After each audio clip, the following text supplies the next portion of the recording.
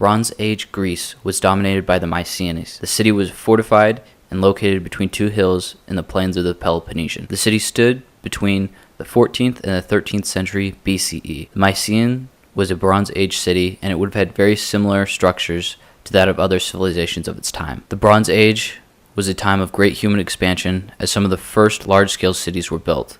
The progress was achieved by large-scale city planning and crop rotation mixed with irrigation, centrally planned by the governments that were a combination of kings and priests. Writing was first introduced to help facilitate this organization in storehouses, where all produce was stored and dispersed by the priests and later some forms of government officials. Writing would start as the shapes that represented the items stored in a location. Soon it would evolve into something more or less like the image, but with tick marks, and numbers would be created to save space. Writing allowed for advances in communications and forms of contracts. Contracts were increasingly necessary as large-scale cities' occupants were less and less connected to those around them. Unlike the smaller tribal situations, where contracts would relatively be held in everyone's head, this prior form of social contract would be much more akin to a group of friends who, when one of them forgets their wallet out that night, they all pitch in and everyone remembers that there's been some type of retribution that needs to happen.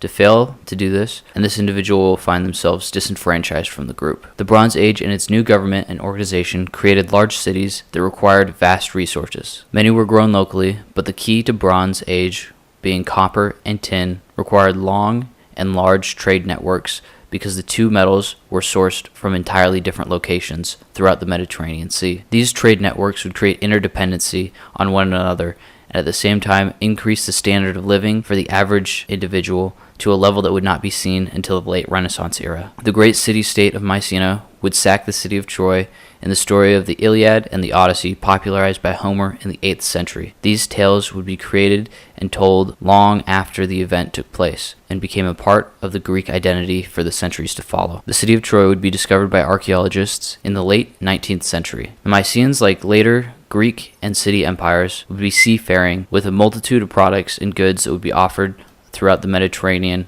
in their markets. Ivory from Africa, copper from the island of Cyprus, glass, slaves, foodstuffs, metalworks, figures, pottery, gold and silver jewelry, and all other forms of crafts. Trade was conducted on a large scale. Ships from all over the Mediterranean carrying very large loads of all assortments would be a commonplace on the sea routes. One of the oldest shipwrecks to ever be recovered from this time period was off the coast of Ulaanbaatar. It contained 15 tons of cargo aboard and held one of the rarest finds, 10 tons of copper ingots. These ingots were hide-shaped, and few have ever survived on land because they would have been melted down and repurposed. This is one of the great advances for the creation of wealth in the Bronze Age.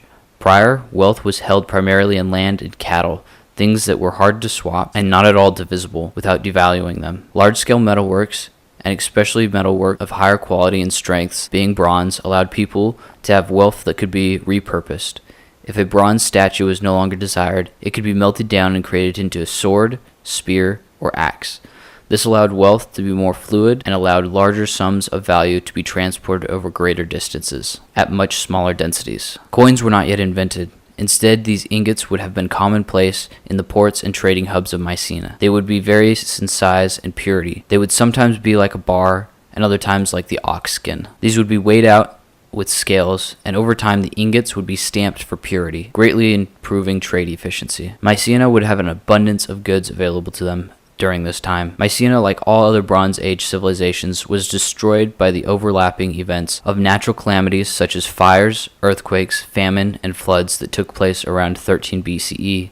At the same time, barbarians from the sea, most likely coming from northern Europe, would swarm into these civilizations.